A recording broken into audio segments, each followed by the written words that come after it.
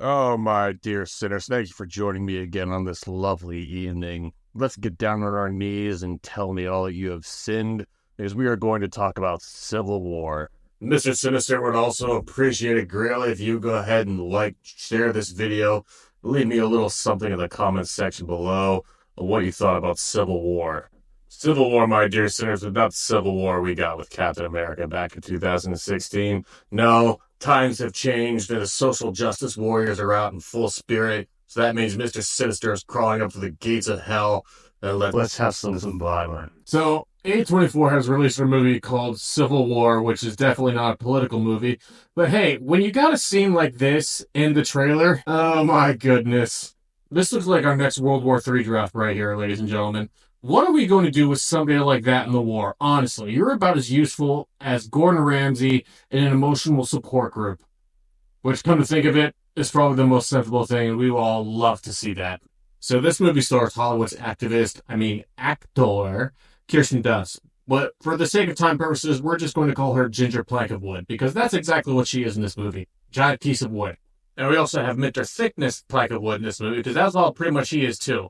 And for God's sakes, get rid of those goddamn sunglasses. All right, we don't need no fat Elton John around here. Jesus, tap dancing Christ. So pretty much the movie's going to center around the states of Texas and California are going to war against the President of the United States, and California and Texas decided to team up. What the fuck? I don't care if this is a movie or not. There is no way in hell that the states of California and Texas are going to team up against anything. California's going to just sit there and Texas is going to be like, no, fuck this, and California's just going to say, why? So the main premise is that Ginger Plank of Wood, in the middle of this war, is going around because she wants to have a interview and a meeting with the President of the United States, Ronald Swanson himself. And yeah, that's pretty much going to be the premise and the main goal of the movie. Do they talk about any other plots or concepts of the movie? No, they don't. How did this war start? Don't know. What else came of it? Don't know. So all you know is that Ginger Plank of Wood is now on a mission while she's filming a little girl to get the interview with the president, and missed it while she's trying to film this little girl. The little girl gets shot and dies. Hey, that female stereotypes. Needless to say, I can't say that this movie wasn't shot pretty well by Alan Garland, who he did an okay job with what he had, but a lot of people say he tried to make this a political movie, but picked no sides of Republican or Democrat. But you know how this thing is pretty much going to be leaning, right, my dear little sinners? So needless to say, the White House gets overtaken because there's only been 1,000 movies about that. And Ron Swanson gets executed by a strong, diverse character. And I'll let you get what kind of person does it. And here's a spoiler alert, it's not a white guy.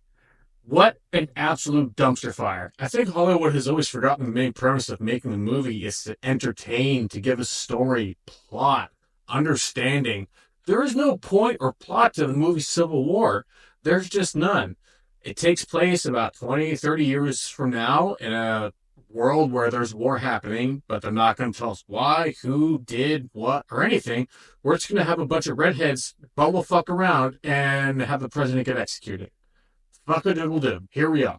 I think we need to come to under the appreciation that even movies like this, these are just called filler movies. They bear no substance to us. They give us no value other than entertainment of fat redheads wearing stupid Elton John sunglasses and gender-fluid people getting caught up in World War III. This goes back to what Mr. Sinister has been saying for quite some time now, is there needs to be a point to a story. Two redheads get together. One is a soldier. One is an interviewer for some fuck-all reason who wants to interview Ron Swanson, gets a girl killed in the middle of a post-apocalyptic world between Texas and California.